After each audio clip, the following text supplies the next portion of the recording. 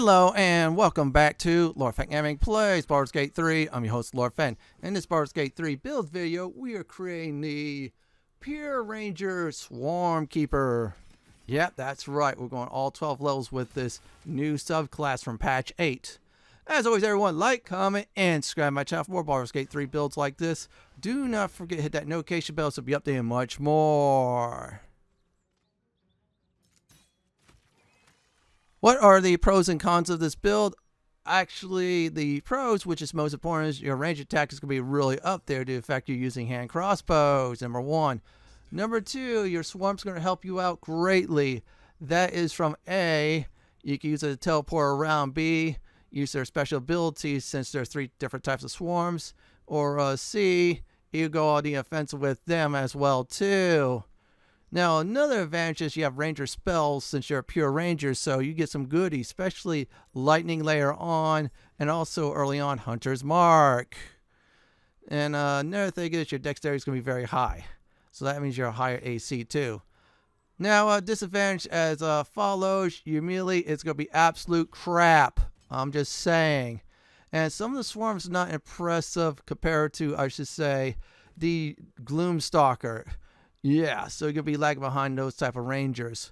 I'm going to go ahead and start off with the character creation, so let's do that now. Before I do go over the races, I always do go over origins, so custom origin is absolutely perfect for this build. Unfortunately, there's a certain character in the game that you do get as a party member doesn't have an origin. You know who he is. You've seen him at the start of this build video. He's great for this build, actually. And if you want to do the Dark Urge, he's absolutely perfect for this if you want to go a little bit of the dark side or resist that. So anyways, I'm going to go over each and every one of the races. Let's start with the elves. Yeah, I always do with the elves. They're a very good race in this build. You'll see why. Now, their base racial speed, that is 9 meters they move per turn, which is very good. They use elven weapon training, so they're proficient in long swords, short bows, and long bows, even if they're not proficient in that class. Now, dark vision, they see up to 12 meters in the dark. That is great. Now, this right here gives you advantage on saving throws from being charmed, and also cannot be magically put to sleep. You still drink that potion that puts you to sleep like a long rest, which is a good thing, that one. Now, high elves, they get level 0 spells. We're not going to pick them this time. Wood elves, this is actually perfect for this build. In fact, you get movement speed increased by 1.5 meters. That is absolutely great for this build because you need to move around quite a bit, right? Now, the next race we're going to definitely go over is the Drow. They get some nice level 0 spells, so level 1 and 2 spells, they get darkness. Just like the old school Drows they throw on you. Well, you throw on your enemies. Now, your base racial speed for them is 9 meters per turn, which is great. Now, here's the best part. Drow weapon training, they are proficient in rapiers, short swords, and hand crossbows. Hand crossbows are really OP, just trust me. They have superior dark vision. They can see better than their elven cousins, which is 24 meters in the dark. You want that. And they got the same resistance as their elven cousins, which is advantage on saving throws against being charmed, cannot be magically put to sleep. Now, you got 2 choices, Lothsworn or this other one, the resistance against Loth. So it's up to you on that. It's more like RPG in the text. Now, humans, next up, they get, of course, 9 meters per turn, movement speed, just like the elves, including Drow too. They get civil militia weapons and armor. So that means that spears, pikes, halberds, glaives, light armor, and shields. Now, this next one is, I think, great for humans. Human versatility. They could carry 1/3 more of their weight, so that's great. Also, they get an extra skill. Normally for skills, you get 2 in background, 2 you select. Well, guess what? You select a 3rd one. So I'm going to go ahead and do Outlander just for giggles. And let's see, I can pick any. I can make them, let's see here, more persuasive or have more acrobats, sleight of hand, stealth, you name it. Next up, let's get the Yankee. They're always the underdog race, but actually good for this build too. Astral knowledge, that you gain proficiency in all the skills of your choice of ability. So if you want to be more dexterous, you get that. That lasts till long rest. They get some nice spells from Mage Hands, which grab things down, to Mystic Step, where they teleport around. Remember that, because that's very nice for this build. Think of Lizelle closing in. You'll be going far away just to shoot. Thanks, of course. This here, they get 9 meters per turn, just like the elves and humans. And they get Martial Prodigy, which means they're proficient in light and medium armor. They can also use short swords, long swords, and great swords. You want to go that route, but we're using ranged weapons for this. That's what this one's all about. You'll see in a few moments. Now, dwarves, they gain 7.5 movement per turn. That's all right. They're shorter, but still. There's other great things about dwarves. You'll see. Now, they could use definitely one-handed battle, I should say axes and hammers. They can't use the two-hand kind for efficiency, but that's all right. We're cool with that. Dark vision, they can see up to 12 meters in the dark. That is great. That's better than humans already. So there you go. And of course, dwarven resilience. They have resistance against poison. If they do get poison, they have resistance to poison damage. So they take less poison damage than any other races. Gold dwarves, here's the deal about them. You gain 1 hit point you start out with, and you gain 1 per level. So that's 12 free hit points there. So I like that type. Gray dwarves, let's see here. They can see up to 24 meters of dark, just like the drow. And this is what they get also. Advantage on saving throws against illusions, and I guess also being charmed and paralyzed. In other words, they have resistance against crowd control in some forms, which is good. So let's definitely go on to the half-elves. Now, both their parents, they gain the 9 meters per turn movement, just like humans and elves, so you're perfect on that.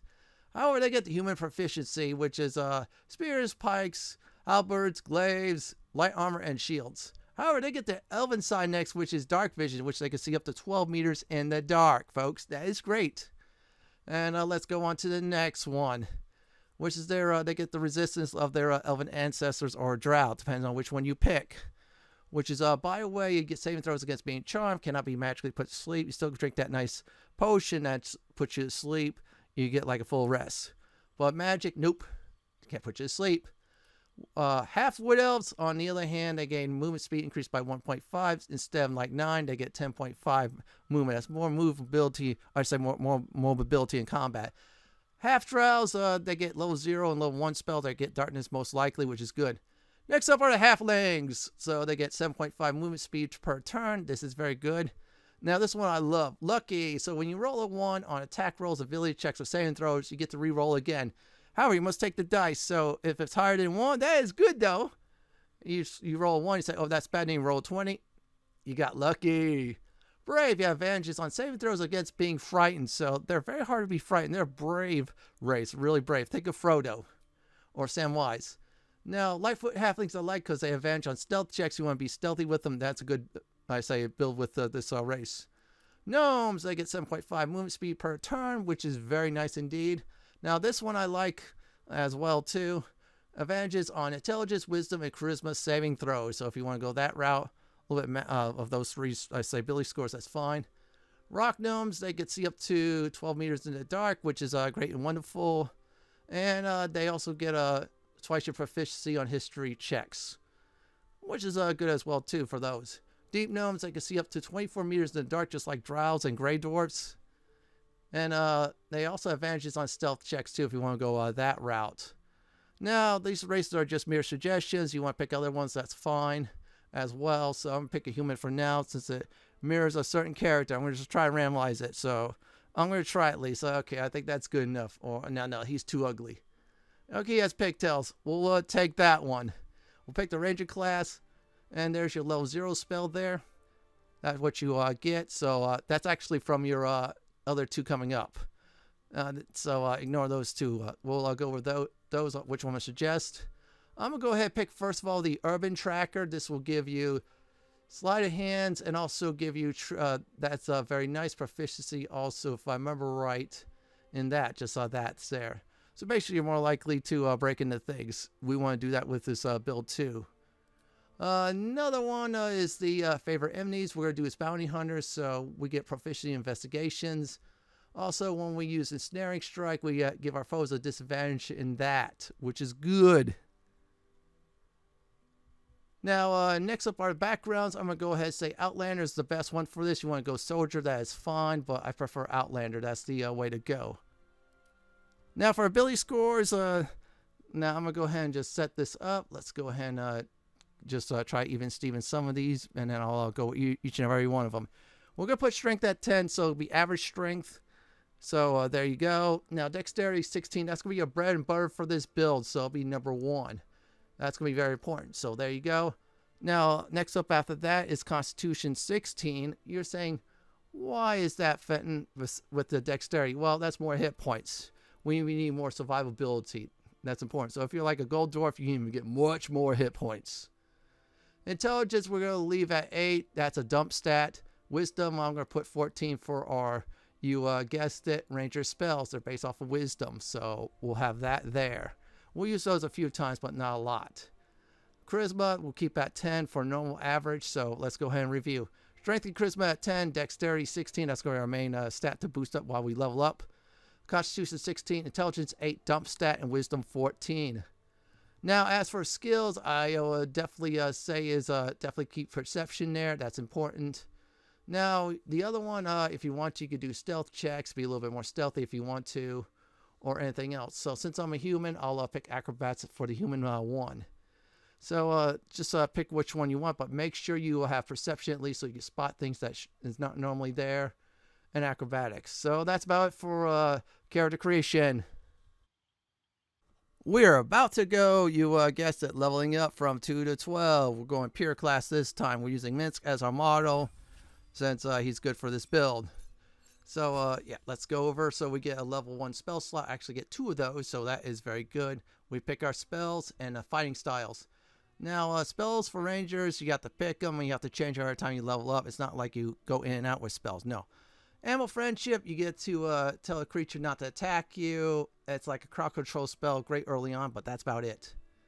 Cure Wounds, you heal 3 to 10 hit points close by, so it's like a healing spell. If you want to go that route, that is fine.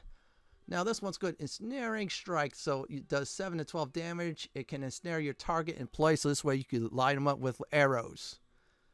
Fog Cloud, this is very good. Blinds creatures in it. It also heavily skers them as well too, so this way it'll be hard for them to reach you and try to hit you. Great to use. Good Berry, this is like little berries. You get 4 of them. Heals 1 to 4 hit points each. Lasts till long rest. It's alright, but I prefer, of course, potions and the healing spell if I want to go that route. Now here's another one that I do love. Hail of Thorns. So the initial damage on that is 7 to 12 piercing. However, once it hits a target or lands in an area, it does 1 to 10 extra piercing damage. So if it has a save throw, which is dexterity, they take half. If it misses, it still explodes. So you still get the possible 1 to 10 damage. Hunter's Mark, it adds a mark on a target. The target takes an extra 1 to 6 piercing damage. Now, if your target dies and is still in effect, you're still in the combat, you get to put it on another foe or so. So this way, you don't waste a spell slot. Very good.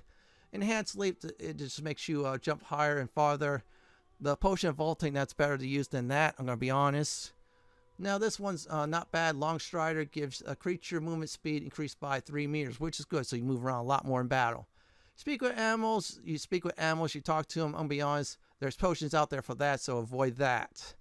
I'm going to go ahead and just say the 2 best spells is Snaring Strike and Hunter's Mark. Pick those 2, you'll thank me later on, especially the Ensnare Strike early on. Now, Archery, for the style, this will give you a +2 bonus to attack rolls with ranged weapons. This will help us out greatly. Now, ding, level 3. Get used to it. So we're going to be able to change our subclass. We're not being hunters. That's another time. Let's pick our spell. I'm going to pick the Hail of Thorns. Get that out of the way. And let's go to our subclass, which is Swarmkeeper. So this happens is price sent. Your swarm deals additional damage to creatures marked by Hunter's Mark. So use this against bosses. Bosses take more damage. You get Mage Hands, a free level 0 spell. You get to go grab things down. So this way, if they're far enough, you do that. And Fairy Fire we get free. So all targets within the light will turn invisible, and attack rolls against them, yeah, you'll get advantage against them basically. Legion of Bees, you do damage against them, like piercing damage. You could push them away. If they're near a cliff, you fall off. They lose loot, but that's all right. And you can teleport around too.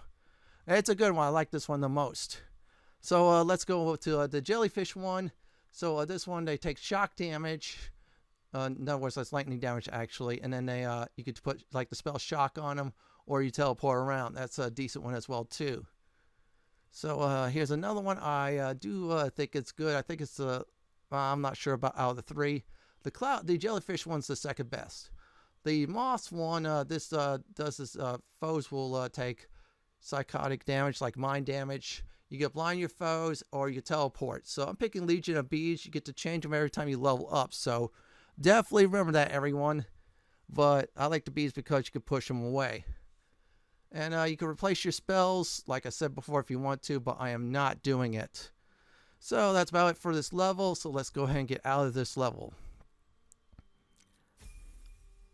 Ding! Level 4. So every level is a 4 in a single class. You get yourself a free feat. You can change your swarms and spells, but for feats, I'm going to go ahead and do is Sharpshooter. So you get a -5 on your attack rolls. However, you do 10 plus damage, which is very nice. There's items and abilities that will boost up your attack roll. So don't panic. Early on, it might suck. Later on, you're not going to miss much of that. But that damage will be there, though. So that's good. Here's another one, which is the, normally there's high ground rules. If you're attacking low, then someone else is high, you get a penalty. Well, that penalty is eliminated, so you get low ground rules. So your range attacks will not receive the penalty if your foes are higher than you, which is great for this build. So definitely want to take this feat first. Ding, level 5. We're going to get some good stuff besides getting another level of spells and a level 2 spell slot. Yeah, see, there's your 2 level 2 spell slots. We get this one. So you can make an extra free attack. So instead of 1 attack per round, it's 2 attacks per round. Now with a dual wielding hand crossbow, it's very nice. That's why I'm saying things are looking up when you get to level 5. Now you get web just like the spell. You get to win web in place. Web's flammable too. You can put the web on fire, so you can set them on fire as well. You can change your swarm if you want to, if you don't like the swarm, or replace your spells. Let's go over each of them. Barkskin, you get 16 armor class. Take the Barkskin potion if you want to do that. Dark Vision, you see up to 12 meters in dark. If you're one of those races, ignore this one. Avoid it. Less Restoration cures the following: disease, poison, paralysis, or blindness. Great to have if you want to go that route. Be the curer. Now, Pass Without Trace gives you plus 10 bonus on stealth checks until long rests. This is a concentration spell, but it's very good to have if you want to go there. Another one I like now is Protection from Poison. Removes poison instantly. And if you get poison again, you get resist against poison. It's just like being a dwarf. If a dwarf gets this one, they resist even more poison. So if you want to go this route, that's okay. There's another one I absolutely do love to. I'll go on. Let me just show you a few more seconds. Is this one, Silence. So it silences all people in the area. That means spellcasters too. However, you're immune to their damage, since some foes like to do that. This is great against spellcasters annoying you. You have to take a hit, but that's alright. I love this one the most. Spike Growth. He does 2 to 8 initial damage. Foes are probably movement speed slowed down to 3/4, which is good. I'm going to go ahead and take Spike Growth. Take it for this level. You can change your swarm again if you want to. Ding! Level 6, everyone. We're halfway there. Yes, we are. And we get to pick a new Favoured Enemy and a new Natural Explorer. So let's go with Favoured Enemy. And I'm going to go ahead and pick Oathbreaker. That's a good one. You want to do that one. This will give you the True Strike level 0 spell, or Keeper of the Veil, which would give you protection from evil. And then I'll pick the Oathbreaker. That's good. I'm going to pick Beast Tamer. This way we got the Find Familiar spell. Another animal's good. Now with Manska, you get another pet along with his miniature space hamster. And you can change your spells if you want to. Ding! Level 7, everyone. So we're getting to the latter half of the levels, and we get a lot of things. And we get a free spell slot. So Withering Current, this resourceful for Withering Tide. So that's with your swarm. So let's go over the next thing. Now with this here, it happens is it's like the fly spell. Your swarm could carry you up in the air, all 3 types of swarms, so you'll fly around. This is useful to get to the higher ground. So you say, I have the high ground, and start pinging people with bows and arrows or crossbolts. I'm going to pick Silence. That's a good one. Protection from Poison is good as well. Or even the Restoration one. Up to you all on that. Just remember, you have to level up to change your spells. Ding! Level 8. And we get this one. I love this one for Rangers. Difficult terrain, Landstrider. So difficult terrain will not affect you no more. It's good. And by the way, you can also change your spells when you respec as well too. If you hit level 12, just point that out. And every level 4 we get a free feat. Ability improvement, we're going to put 2 points into dexterity. So we're going to get that to 20 by the time we're done with this. Boost up our range damage. Also boosts up our armor class, which is real nice. Ding! Level 9. We're starting the last 4 of the levels. So this is great. We get another spell slot. And let's we get that level 3. That's 2 level 3 ones. More use of the Withering Current so we can fly around more, and we get this one as well. Let's go ahead and see. Where is that at? Gas is formed, so we become like gas. We move around. We don't get hit. We don't get damaged. It's like an oh crap spell. This will last until long rest until you shut it off. It's alright, but if you're using this, that means you're really messing up. But still, it's like an oh crap button. Unless you're on difficulty, then yeah, you don't want to use that. Conjure Barrage, it does, let's see here, 10 to 29 damage. Is split into 2. So it's like a little bit AoE type of spell. And on saving throws, if they make it, they only take half the damage. Now, Daylight, just like the Daylight spell, bright lights around the area. Now, affects certain undead and also certain creatures in a certain area. If you use on Ion, lasts 20 turns, which is very useful. Now, this one I love next, the most, and I'll tell you why. Lightning Arrow, so it does 6 to 48 damage. And that's on the first hit, it hits one target, then it splits off, and the other targets take damage as well. Save and throw, they take half. Plant growth, this one's nice. It makes the area very hard to move, so it'd be really hard for any enemies to move around. This way you could ping them down like crazy. I'm going to go ahead and say the next one. Protection from energy, this is like resistance against the following type of damage. Acid, cold, fire, lightning, and thunder damage, so it's good if you want to go that route. But I picked lightning arrows, so this way I have a tool in the tool chest to do some damage. Ding! Level 10, everyone. And this is what we get this time. Let's go ahead and look at the new thing. High in plain sight, so you get the high in plain sight during combat. So if you move, attack, cast another spell, take action, take damage, you get out of invisibility. This is a one-time deal until long rest, so there. Keeper of the Veil, like this one, because it gives you a nice protection from evil. So I felt like that's a good one to do with Arcana if you want to go that route. The other two are alright as well. But I felt like this one's a good one because with protection from good and evil, you protect yourself against certain type of foes. You want to go range knight, that's fine for more armor, or sanctify stalker gives you sacred flames. You want a little bit more DPS, but I like Keeper of the Veil better. Wasteland water fire, since there's a lot of foes doing fire, this is great to have. Resistance to fire damage, so definitely want to take this one. You can replace your spells and swarms if you want to as well. Ding! Level 11, everyone, and let's see what we do get.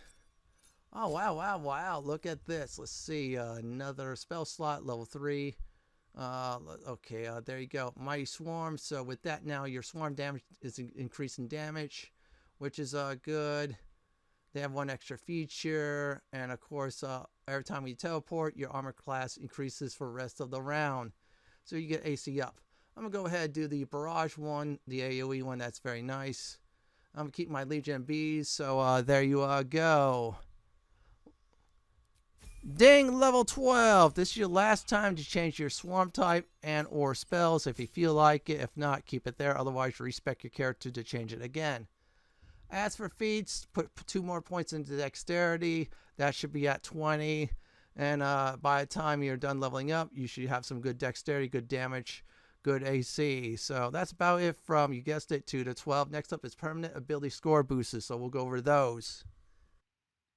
In Baldur's Gate 3, there are 3 ways to permanently boost up your ability scores. There's one in each act. I'll go over them. In Act 1, spare Auntie Ethel to get a +1 ability score item of your choice. You got to pass a few dialogue checks. Now, here's the thing. Avoid your paladin doing this if he or she does not want to become an Oathbreaker. Unless they want to become an Oathbreaker, then, of course, go at it. Now, next up is Act 2 with the Stare on Your Party Heaven by Aja in the Moonrise Towers. Now, she is the potion / jewelry / magical item NPC in Act 2 you want to raid, aka buy her stuff. You get a +2 strength potion. Now, I'm not going to go over it with this build since I'm focused on dexterity. If this was like a melee build or something like that, I would definitely go over it. Now, last but not least is the Mirror Loss. So, there's 3 choices. If you pass a super secret check, game doesn't tell you, you get +1 charisma and +2 stats of your choice. And if you don't pass the super secret check, you get +2 stats of your choice. If you don't pass anything, you get nothing. So I'm going to go over the Act 3, the Mirror of Loss. So let's go ahead and do that. In Act 3, at the House of Grief, you will counter the Mirror Loss after passing 2 intelligence-based checks. Good idea to always save before doing it, unless you're playing armor mode, then you're screwed. So what will happen is, first you lose some stats, then you gain some. So I'm going to go over each of them. Number 1, that's +2 strength, -2, depending on what you're at. Number 2 is +2 dex, minus dex. Number 3 is constitution. Number 4 is intelligence. Number 5 is wisdom. And number 6 is charisma. On the lost thing, do not try to hit number 7, because Shar will not like that. You get nothing, not a zilch. So I'm going to go ahead and say with this build, go with +2 dexterity. Lose something like wisdom or I say constitution or even strength. Now, when you lose some, it is a curse. So here's the deal. You have any characters with curse spell. Yeah, that gets rid of curses. Go ahead and cast that on you after you use the Mirror Loss. So this way, that penalty goes bye-bye. You get to keep the bonuses, though. So remember, +2 dexterity to pick for this build. You'll boost it up to 22 dexterity that way. So anyways, everyone, let's go ahead and do before and after with the permanent stat boosts. Now, let's go over before as if you're level 12 without using any of the 3 things I said. So you get 10 strength, dexterity at 20, constitution 16, intelligence 8, wisdom 14, and charisma 10 with this build. Now, after that's when you use all the 1 or 3 items. I'm not counting the strength potion again, since that's for melee characters, not range. 10 strength, 22 dexterity, constitution 16, 17 if you spare Auntie Ethel. You decide to go that route. Intelligence 8, wisdom 14, charisma 10, 11 if you pass the super secret check. And that's about it for permanent ability score boosts. Now next up are the Tadpole Powers. In this section, I'm going to cover Tadpole Powers, aka Mind Flayer Powers. I'm going to split this in 2 categories. Before using the Astral Touch Tadpole, and definitely after using the Astral Touch Tadpole. So let's go ahead and go with before. Here are the Tadpole Powers you want to get before using that nice Astral Touch Tadpole. Favorable Beginnings boosts attack rolls or give you advantage in dialogue.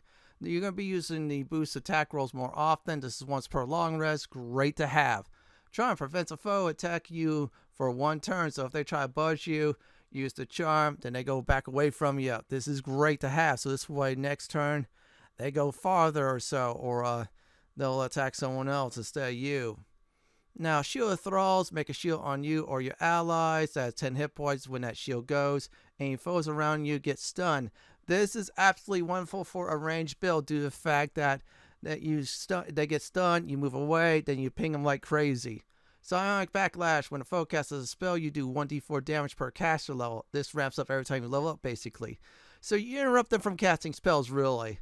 Great to have. I have it on my main paladin in the story on balanced difficulty. Good times. Drain ability, an attack can drain either strength or dexterity, which is range, at the first attack. It also drains some other ability scores as well if you cast spells, certain ones. This is wonderful because if they're draining dexterity, you get to have fun with them on dexterity-based abilities and such. So let's go to the next section of this guide. Now, if you decide to use the Astral Touch Tadpole, welcome to the dark side of Force. Oh, that's a wrong build, but anyways, welcome to some advanced abilities you get because of it, or pick and choose from. Let's go over the first one. Black Hole OP AoE attack. This is a devastating AoE move. I used it end game, and let me tell you, many foes died on balanced difficulty. Fly, gain ability to fly, just like the fly spell. You want to get to the high ground, you can't by normal means of jumping, you fly around and do it with this. Repulsor, AoE pushback that does damage, kind of like Force Pull. They take damage, you run away and start pinging them more. Free cast, next ability, spells, or anything else is free of charge to use. So you want to use that lightning arrow, but you don't want to expend a level 3 spell slot. Free cast and the lightning arrow, and that's it. Absorb intellect. Gobble up a foe's intellect, lowering their intelligence by 1 per turn, and heals your wounds for 5 turns. This heal, of course, is 1d8 hit points for 5 turns. This is a great emergency heal type of deal. Since, in fact, you're a ranged character, you need some healing in case you're in deep doo-doo. And that's about it for Tadpole Powers. Next up, we're going to go over his Gear of Ice. In this section, I decided to split the gear up into two parts. Gear you want by the end of Act 1. This is this first section I'm about to go over in a few moments. And gear you want to get by the end game. In other words, before the point of no return. So you definitely want to do for this first section is get any gear that is listed in Act 1 before going to Shadow Curse Lands, because that'll be into Act 2. So I'm going to go over first the set of equipment you want by that point. So let's go ahead and do that. Let's go over the headgear. Shadow of Mesobranzian. Gain the Shrouded in Shadow ability, exactly same as invisibility spell. If you attack, get damage, or you take fire damage or something like that, invisibility goes away. This is a great setup item, actually. You should get it. Loot it from the Pale Corpse in the Mushroom People colony in Act 1, Underdark. Yeah, it's those friendly Mushroom People if you didn't attack them. Here's another one you want to get. It's alternative. The Haste Helm, gain momentum for 3 rounds. So here's the deal about that. You get 3 meters movement speed more, and you move around a bit more, which is nice. Lock chest in the Blighted Village in Act 1. Next up are the Act 1, you guessed it, chest pieces. Spire Silk Armor, gain advantage on Constitution save throw, +1 on stealth checks. Now, Mithara drops this in the Shadow Sanctum in Act 1. You can knock her out and steal her armor as well, too. Your choice. Alternative, Drow-studded leather, +1 stealth. Heavy chest near the Festering Cove entrance in the Underdark in Act 1. I'm going to go over to the next set of equipment, everyone. Now, for the gloves, they're a little bit different than some of my rogue builds, but here we go. Gloves of Archery. Gain proficiency in longbow and shortbow. Does +2 range damage. I mainly got it for the +2 range damage, so a little bit helps early on. Nat the Trader sells this to you in the Goblin Camp in Act 1. Be cool with the Goblins. Buy it from him, clean his inventory out, and then if you're not siding with the Goblins, wipe them out. Here's alternative. Gloves of Dexterity. Dexterity set to 18, and you get a +1 on attack. So if you hadn't get to 18 yet on your Dexterity, this is great to have. This is in the Githyanki Crash. Merchant Jira sells this in Act 1. Buy before you think about attacking the Githyanki Crash. So let's go on to another set of Act 1 gear. Now, here are the boots. Boots of Disintegrating Nightwalkers. Cannot be in web, entangle, or ensnared. Can't slip on grease or ice as well. Now, here's one of the best part. Gain Misty Step spell, which is good. So you click the boots, you teleport. Really great for this build, I'll tell you. True Soul Near drops this in Grimforge, Underdark 2 area in Act 1. Now, if you're siding with the Goblins, he might drop this in Act 2 if you can kill him there, or better yet, try to steal it from him. Here's another one. Linebreaker Boots. Once per turn, when you dash, you gain Wrath for 2 turns. This gives you bonus to melee damage. And I'm taking it for Athletics, which is +1. Walk Pens in the Shadow Sanctum in Act 1, dropped by Beastmaster Zerk. Honorable mentions the Boost of Haste. Gives you a dash for 1 round. In other words, you move around a lot quicker. And that's by the Deep Known in the Underdark 1 area in Act 1 as well, too. So let's move on to the next set of equipment. Let's do the necklaces. Moondrop Pendant. When the wearer has 50% hit points or less, they don't provoke attacks of opportunity. So normally when you move around, you get attacks of opportunity against you. They get a free hit. So with this necklace, you drop below 50% hit points. That goes bye-bye. Really useful, just trust me. Solve this Looney Magic Chest puzzle in the Owlbear Cave in Act 1. Here's the deal. Make sure your Shadow Heart's not in your party, number 1, or number 2. She's way outside the cave, so this way she don't get disapproval. Here's alternative. Amulet of Misty Step. Gain Misty Step spell to use. Just like the boots, you have 2 of them now. In the Shadow Sanctum at True Soul Gut Quarters in Act 1. Try to figure out how to steal it from, of course, this goblin. Just trust me, it's great to have. Let's go on the rings. Here are the rings, and no, these rings will not tell you to return it to their master. So let's go over the first one. Crusher Band, movement speed +3 meters. Really useful for this build because you want to move around a lot, especially try to get to the high ground. Steal or loot Crusher to get this in the Goblin Camp in Act 1. So if you're siding with the Goblins, best way to steal. If you're siding with the Druids, kill the Goblin Crusher for it. Caustic Band, you deal +2 acid damage to foes. So add acid damage +2 to your normal damage, which is good. Daedric Bone Cloak sells this in the Mushroom People Colony, Underdark in Act 1. So same place where you definitely get those nice boots from. Well, clean out her inventory. Also, there's another merchant there, clean out his inventory as well. Here's alternatives. Ring of Absolute Force. Use a Thunder Wave just like the spell, which is 2 to 12 damage. If you decide to get Absolute Branded, you deal 1 extra damage. Sergeant Thrin in the Underdark 2 Grimforge area in Act 1 has this. The Sparks Wall cannot be electrocuted. Electric resistance increases. This is in the Arcane Tower basement, Underdark in Act 1. Raid the tower. There's some good caster stuff there. And also a nice club if you can find it too. Let's go briefly over the weapons. Alright, I'm going to be honest, this is more of a ranged weapon builds. If you see any weapons with a skill ability, equip it, use the item before combat, then swap to your ranged weapon to use from a far distance. So don't worry much about melee weapons, but I'm going to go ahead and now do next is go to, you guessed it, the ranged weapons you want from Act 1. I'm going to go ahead and go over this note I always do with my hand crossbows. I am focusing on mainly hand crossbows. If you cannot find any, then sell for a long or short bow for now. And even sell for a crossbow if you can. Now, for your ranged weapon, your main hand, you want hand crossbow +1. Sold by the following. Damien in the Druid's Grove in Act 1, low rate. Check his stock every time you rest up. Before you side with teammates and they leave or before you betray them. Now, there's another NPC, Dirt's Bone Cloak. And the Mushroom People Colony Underdark Act 1 sells this as well too. Also, I heard the Zen Halfling sells it too. Now, for the offhand, you want Firestoker. Deals additional 1d4 slashing damage to any target that has a burning status. This is Underdark 2 Grimforge area in a dormitory room with the Hellboars in Act 1. Hint, there's a chest there. See some Hellboars, see a chest. It is definitely there. That's about it for, of course, gear you want by the end of Act 1. So let's go ahead and go over endgame gear. In this section, I'm going to go ahead and cover endgame gear. Now, please note if it says Act 2, make sure you get in Act 2 at the location I did say.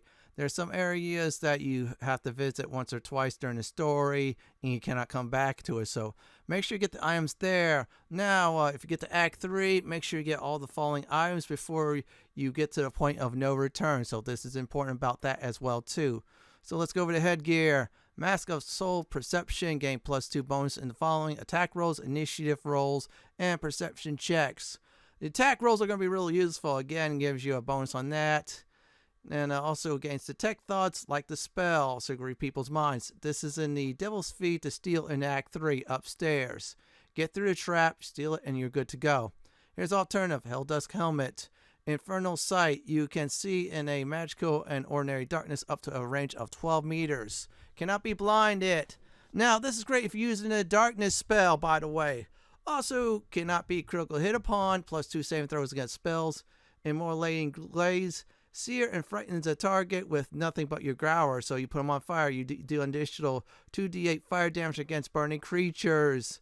This is in a locked room in the House of Hope in Act 3. Get it ASAP or cry later. Let's move on to the next set of endgame gear. Here are the cloaks. Yes, you can start getting some cloaks in Act 2. Shade Slayer Cloak. While hiding, the number you need to roll a critical hit when attacking is reduced by 1. This effect can stack. So, for instance, you normally roll a 20, you get a critical hit with this cloak on while hiding. Well, guess what? This drops down to 19 to 20. Great way to set yourself up to do some ranged damage. Sticky Dondo sells this in the Lower Sea Sewers Guild Hall in Act 3. Yeah, you have to get past a half-orc and then you visit Sticky Dondo. That's the kid who will sell you some things. Buy everything from him. Here's alternative: Cloak of Protection, +1 armor class, and +1 saving throw, sold by Core Master Tally at the Last Light in Act 2. Clear out her inventory unless you side with the goblins, then good luck to you. Let's move on. Here's some endgame gear. Let's go with your chest pieces. Armor Agility adds your dex modifier to your armor class. So if your dex modifier is 5, you add that 5 AC free. Additionally, this armor does not impose disadvantages on stealth ability checks as well too.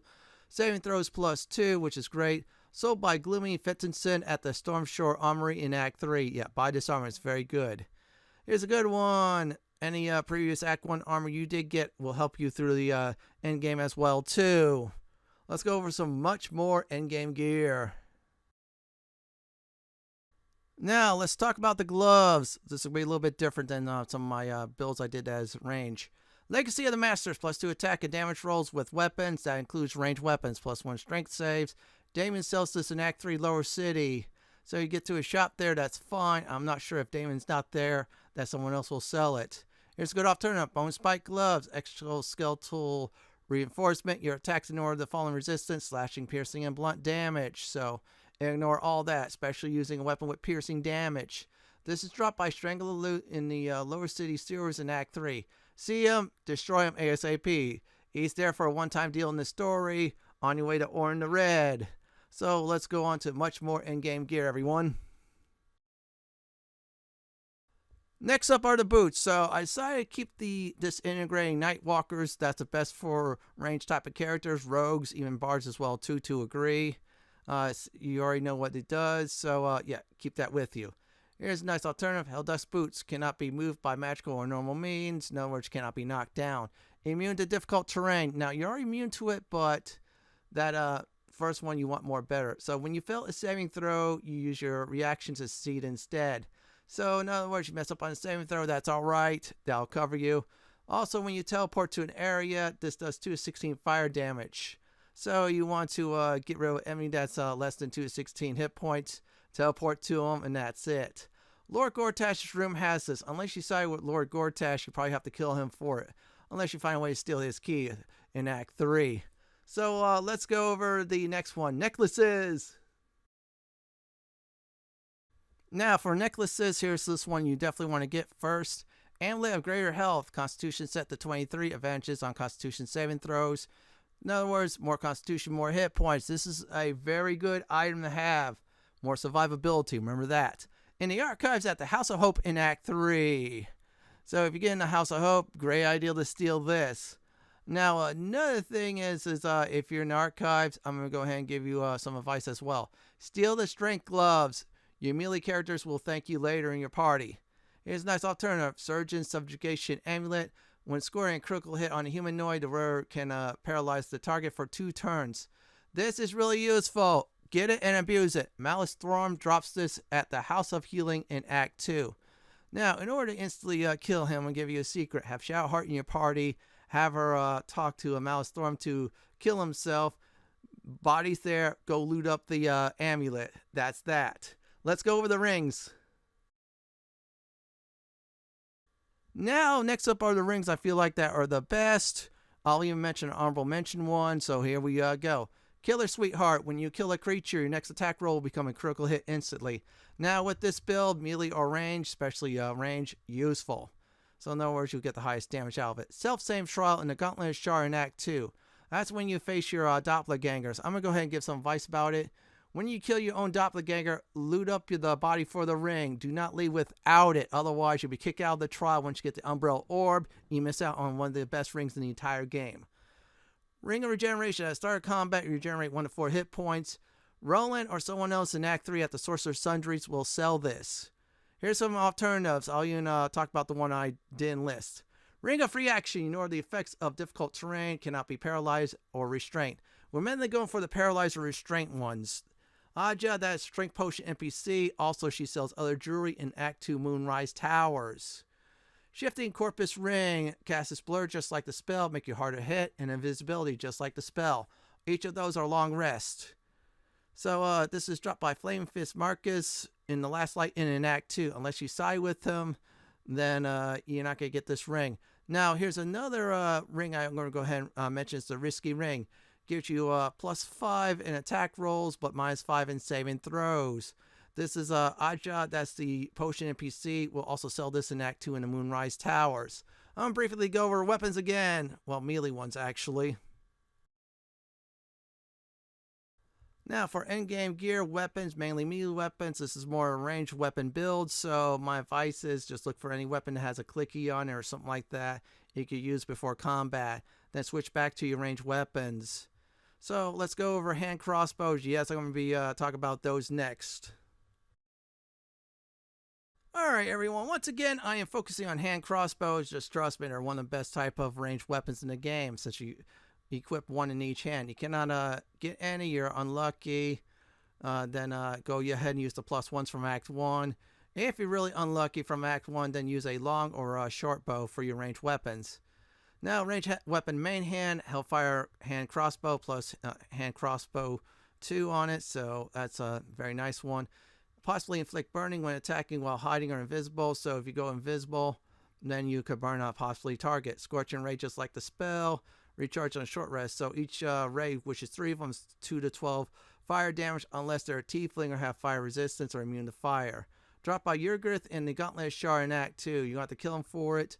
If for some reason you side with him, you could try to see if you could buy it from him or something like that. Offhand, hand crossbow +2, just exactly like a normal hand crossbow +2. Locations inside a wall vault in the office on the 2nd floor of Lady Jenna's estate in Act 3. That's the one noble that you reunite with the artist there. So definitely you want to do is loot up her office. You got to get through some spirits and ghosts, so be careful. Here's a backup. Near misser. Yeah, it's supposed to be never misser, but it's a hand crossbow +1. Magic missile, just like the spell you get to use, recharges on short rest. Sold by Rogue Moon Glow in the Moonrise Tower in Act 2. That's a little halfling that will be a shop there for Act 2. Act 3, he's something else. And that's about it for endgame gear. Next up is potion, oils, and elixirs, everyone. In this section, it will cover suggested potion, oils, and elixirs. Now, remember with elixirs, if you decide to use one elixir, that gives you 16 armor class, and then you use a strength elixir that gives you 23 strength. The 16 armor class elixir effect will go away, so they don't stack. So let's go over, first of all, the potions. The first potions we're going to go ahead and talk about is healing potions of all types are a must. Yeah, so if you need some healing right away, yeah, you need to use these and get them ASAP. Now here's a good potion. Potion of Haste, gain an extra action +2 armor class, advantage on dexterity saving throws, and double movement speed for 2 to 3 rounds. Now after that you get the opposite effect, so you definitely want to use this to quickly end certain battles right away. Another one is Potion of Flying, same as the fly spell. You fly around, that's good. Honorable mention is the Potion of Vaulting, gives you higher jumping and longer distance jumping. Another potion I'm going to go ahead and talk about is Potion of Invisibility. You put invisibility on yourself for 10 rounds. Any action breaks this. So this is great to set yourself up in a nice position. So let's go over to elixirs. Let's talk about the first elixir on the list, Elixir of Vigilance. So this gives you 5+ bonus to initiative and cannot be surprised at all. It's exactly like the alert feat. So you definitely want to get this if you don't have the alert feat. Elixir of Viciousness, increase your chance to land a critical hit. So normally, like I said before, when you land a critical hit, it's a 20. With this elixir on, now it's 19 to 20. So you land critical hits more often than just getting the 21. Elixir of Bloodlust, upon killing a foe, you get 5 hit points and an extra bonus action. This is great to have, so if they're very weak foes, yeah, this is going to help you out greatly. Let's go over oils. Now for oils, you want the oil accuracy. This is a coat weapon. This gives you a bonus of +2 in attack rolls. So if you need attack rolls, oil accuracy is the way to go. And yes, you could coat ranged weapons. It's just like coating your own arrows and such. Wizardbane oil. Target receives a minus penalty to the following spell attack rolls and spell save DC. Also, they get disadvantage on saving throws to maintain concentration for 2 turns. If there's an annoying wizard, pop this oil on your ranged weapon, hit him with it. He'll have a hard time maintaining certain spells. And last but not least, use any and all poisons you find on your journey on your ranged weapon. You'll have fun with that. So that's about it for potion, oils, and elixirs. Next up is a combat demonstration of this video. Now, when you first start out, you're not going to have much at all until level 5, where you get to have 2 attacks per round. So I'm going to go ahead and at this very time, just shoot this, of course, goblin. And there you go. Legion of Beasts to teleport. Let's see if I'm able to teleport somewhere. I think it doesn't allow me to do it because I think I killed the target. I'm going to try to hit this one from a distance with my ensnaring shot. No, that's a miss. You're going to miss more often than not early on because you don't have the extra attack rolls to cover that. I'm going to go ahead and do the hunter's mark there. Leave on that target. And let's see what Shadowheart can do. I'm going to probably do Fireball for her. The fact is I got to get rid of those drums. So make sure you soften up for your foes, or no, I should say at least leave one foe gone, so your allies have easier time taking out the rest. Okay, drums are gone, 2 targets gone, including the marked targets, so that should be free next round. I'm going to go ahead and see if I can try to finish off my enemies with my paladin, and of course look like Elixirs. So let's see if my paladin could definitely do it. Let's go ahead and hit this target. And there, one is down, and wait a second, let's go and hit the other one. Oh, I still have this one. Let's go ahead and see if I can do this. And great, I just missed again. And let's check out if he's going to do anything else. Nope, I'm going to have Elixirs take care of business. And there you go. Let's see if I could definitely try a teleport. If I can. I'm just thinking about it. Alright, let's see if I can get closer or not. Yeah, Elixirs has Misty Step at level 5 or so. Since she's a Githyanki, that should help out. And there you go. Sometimes you start things right. Other times you're a damage dealer. Early on, you're going to just be more of a start things right until much later. So let's skip to Act 3. At this point, you have all the tools in the tool chest. You're ready to kick some serious butt for goodness. Okay, yeah, I had to say that because I'm playing Minsk. So I'm going to go ahead and at this time start using certain abilities for my ranger. Like this AoE arrows. There you go. They're weakened, so I'm going to go ahead and have fun with my hand crossbows. See if I could just do it with offhand. Let's see if I could definitely hit this fool. And let's go ahead and do Legion Bees. Unfortunately, that fool, of course, has some nasty protection buff, so that's going to be no problem. I start off the combat by weakening out the foes. Other times, you'll wreck them. So let's go ahead and do this. Okay, that's one. Let's do another one. She still has that stupid ability on her. And, oh, okay, that's gone bye-bye. Let's do that again. And Elixirs about to finish off our target.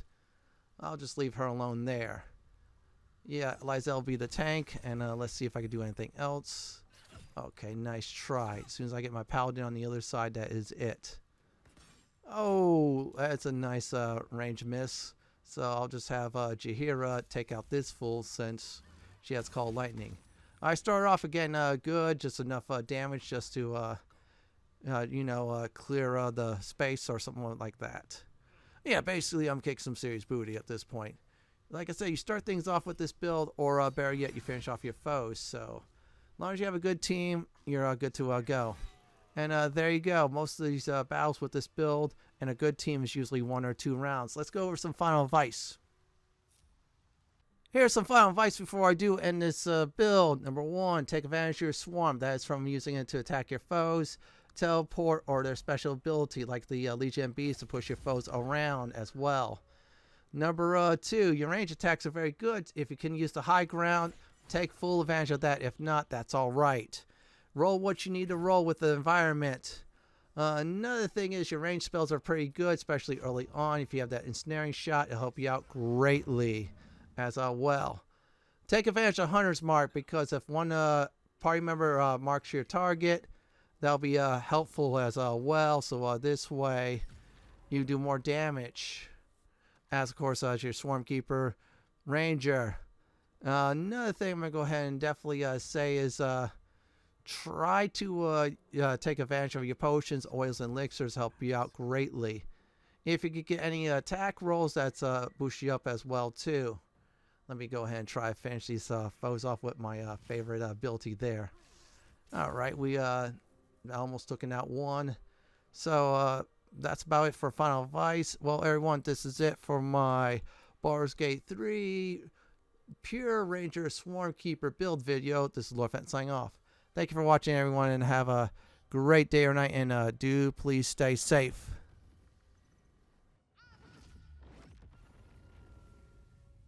Please subscribe to my channel for more classic and modern Dungeons & Dragons walkthroughs, builds, guides, and more just like this. If you like what you see, then go ahead and pick my suggestion on the upper left-hand corner, or YouTube suggestion on the bottom left-hand corner. I'm going to go ahead and relax in this nice chair.